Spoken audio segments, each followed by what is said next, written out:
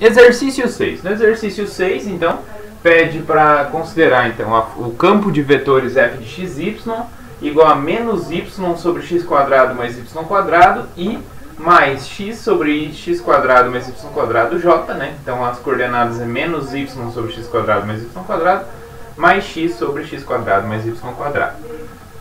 Para xy diferente de 0, 0, né? Observe que esse campo aqui está definido em todo o plano menos na origem 0, 0, né? E eu vou considerar a curva gama como sendo a elipse, né? Parametrizada por 2 cosseno t, 3 seno t, com t entre 0 e 2π. E a ideia é calcular a integral de linhas sobre esse campo de vetores. Então vamos observar primeiro que a nossa curva, né, gama, quando a gente considera aqui x e y, a nossa curva gama, ela vai ser, bom, se eu zerar aqui, ó, se eu colocar t igual a 0, t igual a 0 vai me permitir obter 2 e 0. Então x igual a 2.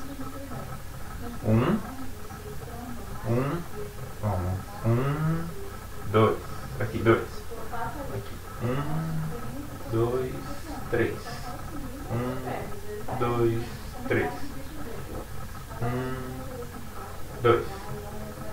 Então, olha só. Então, obtemos esse ponto. Para t igual a π sobre 2, vai dar cosseno de π sobre 2, que é 0. Seno de π sobre 2, que é 1. Então, vai ficar 0, 3. Então, vai obter esse ponto. Para t igual a π, vai obter esse ponto. Para t igual a 3π sobre 2, vai obter esse ponto. Então, essa daqui é a nossa elipse, né? Então, a nossa elipse, ela faz algo dessa forma aqui, né?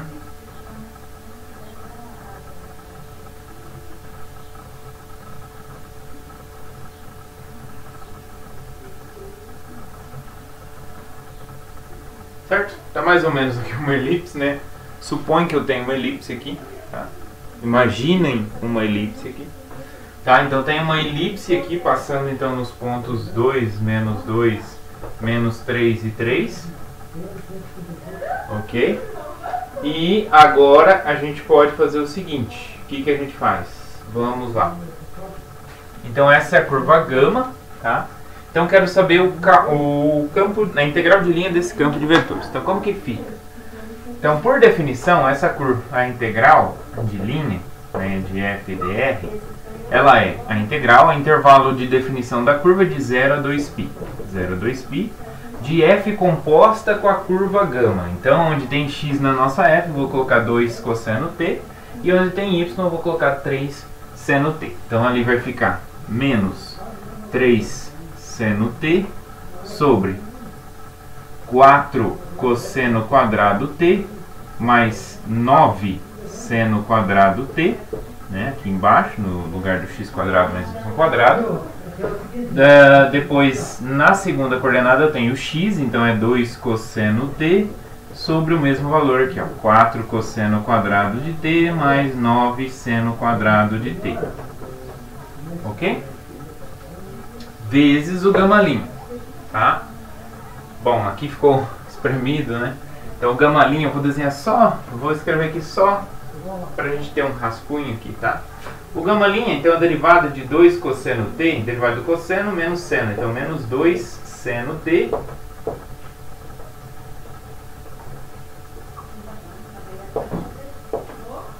e aqui a gente tem a segunda derivada, né, do 3 seno, derivada do seno, cosseno. Então, vai ficar 3 cosseno t, dt. Então, isso aqui, fazendo esse produto, a gente tem então a integral de 0 até 2π, produto do primeiro com o segundo, então menos com menos mais, 2 vezes 5, 2 vezes 3, 6, seno quadrado de t, sobre 4 cosseno quadrado de t, mais 9 seno quadrado de t. Mais, agora é o produto desse com esse, 2 vezes 3, 6, cosseno quadrado de t, sobre 4 cosseno quadrado de t mais 9 seno quadrado de t. Tudo dt. Então isso vai ficar integral de 0 até 2π de 6. Bom, então aqui, ó, 6 seno quadrado mais 6 cosseno. Posso tirar o 6 em evidência, vai ficar seno quadrado mais cosseno quadrado, que é 1. Então vai ficar 6 dividido por 4 cosseno quadrado de t mais 9 cosseno quadrado de t dt. Bom, que a princípio é uma integral que não é simples de se calcular, né? Como que a gente pode fazer aqui? É difícil, né? Ter uma ideia para resolver essa integral.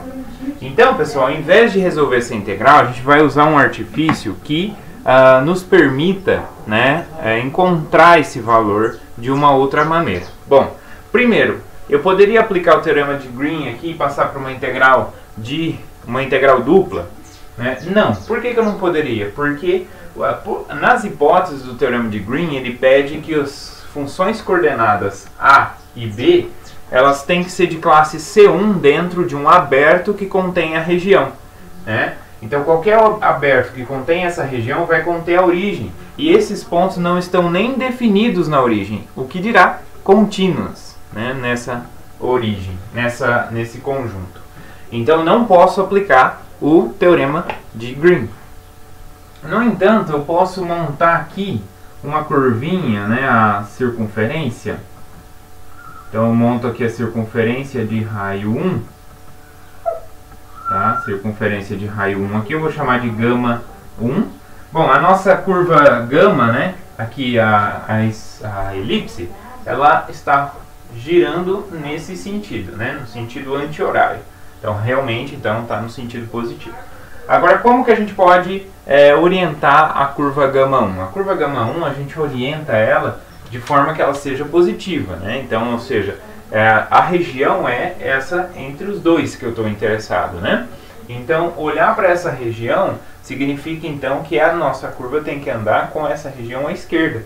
Então, para essa região que está à esquerda, eu tenho que girar a minha circunferência nesse sentido, tá? Então, aqui eu tenho, então, uma circunferência de raio 1.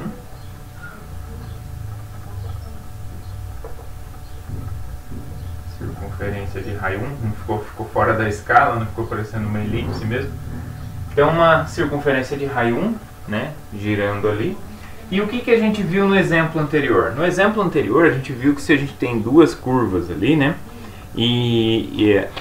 a gente pode observar que se acontecesse o que no exemplo anterior? Se a derivada de b com relação a x fosse igual à derivada de a em relação a y, então as integrais independiam ali, né? A integral de uma curva seria igual à integral da outra. Então vamos verificar. Então note que quem é a derivada de a com relação a y, né?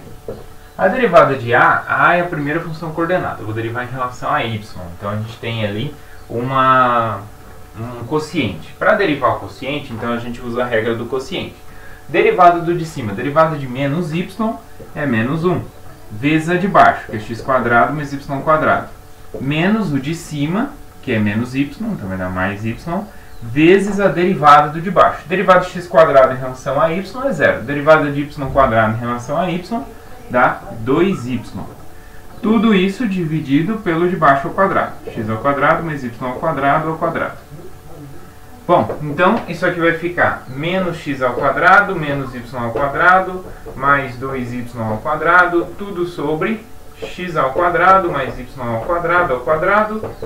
Simplificando, então a gente vai ter y² menos x² sobre x² mais y² ao quadrado.